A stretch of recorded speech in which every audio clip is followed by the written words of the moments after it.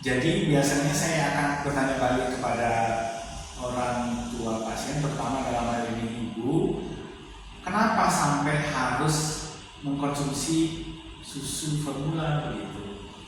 Kalau jawabannya disapin begitu, biasanya gitu. saya langsung tanya, kenapa harus disapin? Kan ASI itu unlimited, sampai kapan saja boleh dikonsumsi begitu.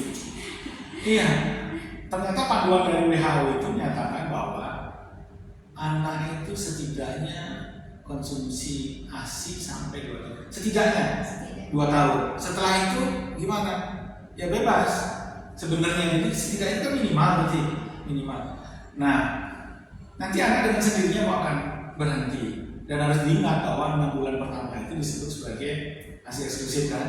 Setelah 6 bulan, makanya disebut MP ASI, makanan pendamping ASI, bukan pengganti. Pendamping, jadi selain ASI dilanjutkan, diberikan juga makanan. Gitu. Jadi nggak betul bahwa ASI itu sampai 2 tahun, tidak. Justru setidaknya 2 tahun. Boleh lebih. Karena nanti yang akan dicari adalah bukan lagi nutrisi, tapi kedekatan emosi. Jadi ketika bonding dengan ibu, dekat, melekat segala macam, ada ikatan emosi yang terjalin di sana. Jadi bukan lagi faktor nutrisi. Nutrisi kan sudah dari makanannya. Kan jumlah ASI setelah 2 tahun itu sudah nggak banyak lagi. Tapi kedekatan emosinya semakin besar. Gitu. Jadi jangan dibalik.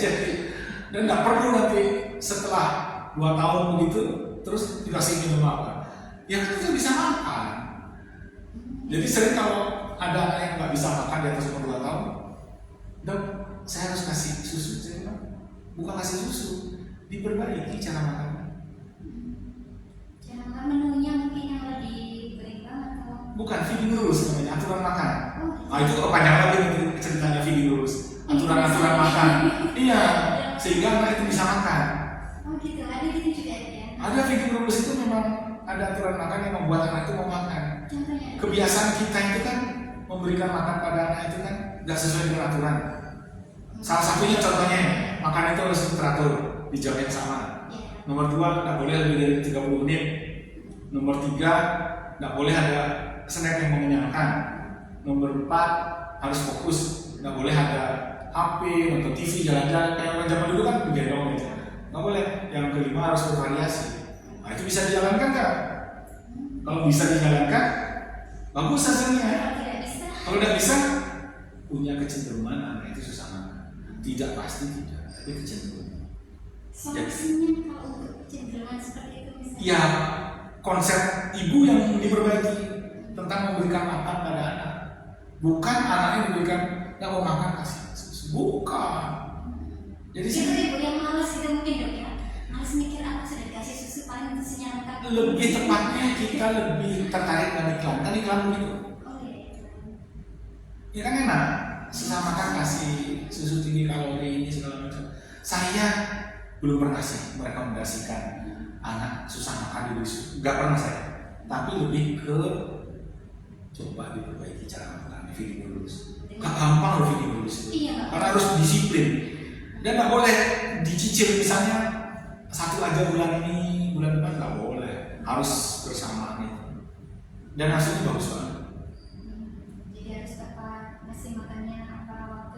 Ada aturannya lah, tidak makan gitu.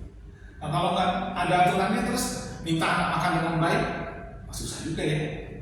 Kalau misalnya untuk anak yang pilih-pilih makanan gitu, dikasih ini nggak mau? Nggak ada orang yang pilih makanan.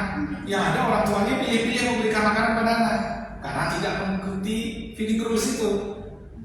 Saya balik sekarang tanya, berapa orang atau berapa banyak ibu sih yang datang ke dokter untuk mendiskusikan bagaimana cara makan yang benar pada anak ketika pertama kali memberikan makan?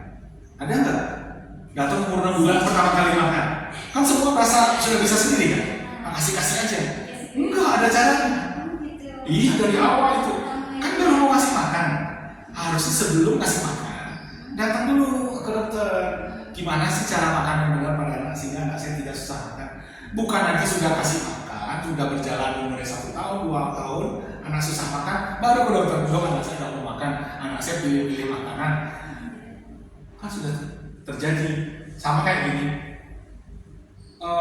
Pak Polisi, anak saya sudah kecelakaan, maka nggak bisa, kan harusnya diajarkan dulu bagaimana cara rambu-rambu lalu lintas, bagaimana cara berkendara yang baik dan benar, apa aturan yang harus diikuti, baru boleh naik kendaraan, umurnya cukup atau enggak.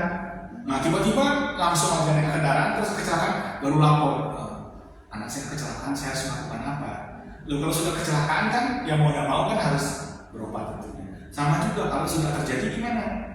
Ya diperbaiki. Tapi kan alangkah indahnya kalau kita mencegah. Jadi jangan sampai itu terjadi hal yang buruk. Jadi dari awal. Jadi itu 6 bulan awal, 6 bulan setelah 6 bulan kan. Jadi sebelum mulai makan umur 6 bulan kan MDAC itu kan 6 bulan.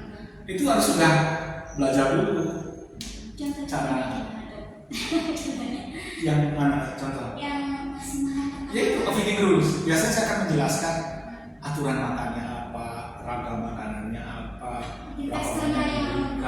teksturnya, banyak aturan-aturan yang perlu diperhatikan. Untuk info lebih lengkapnya, kalau kalian penasaran bisa konsultasi ke dokter.